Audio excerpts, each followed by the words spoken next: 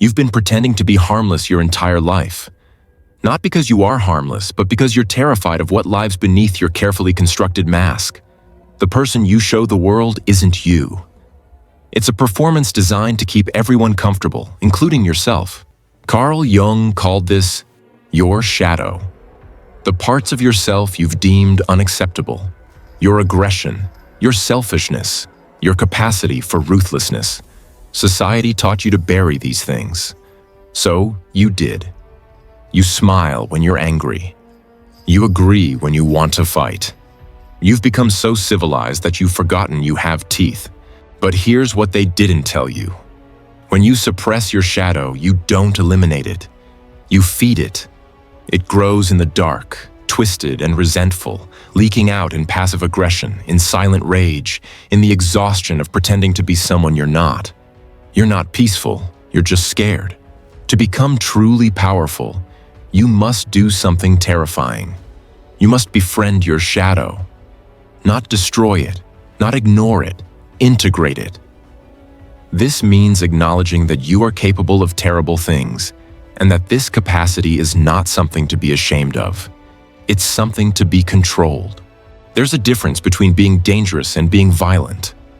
A violent person has no control. They're a slave to their impulses.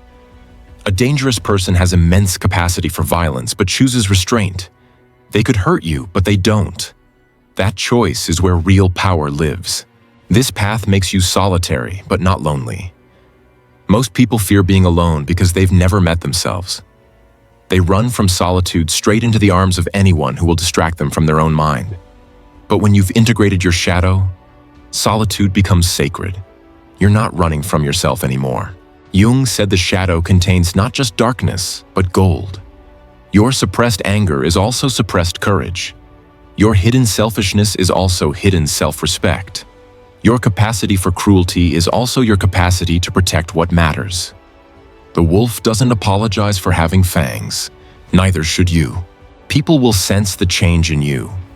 The ones who benefited from your weakness will call you selfish. The ones who exploited your kindness will call you cold. Let them. You're not becoming a worse person.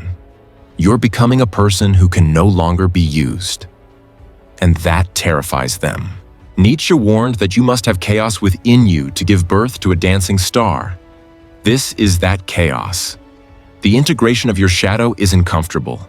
It's a war inside your own mind. But it's a war worth fighting because on the other side of it, you stop being someone who can be controlled. The goal isn't to become a monster.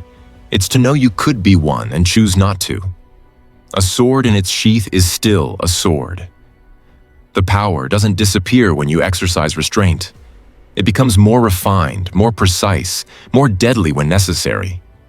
You become the kind of person others instinctively respect, not because you're loud, but because you're controlled. Here's the paradox.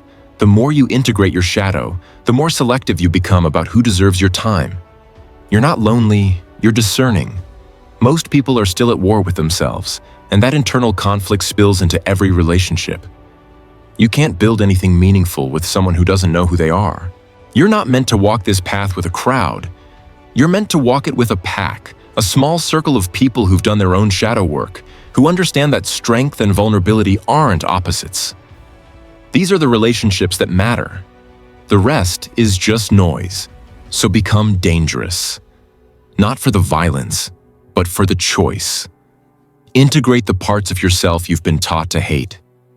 Sit with your darkness until it stops scaring you. And when you finally stand up from that confrontation, you won't be the person who can be pushed around anymore. You'll be the wolf who knows when to show its teeth and when to simply walk away.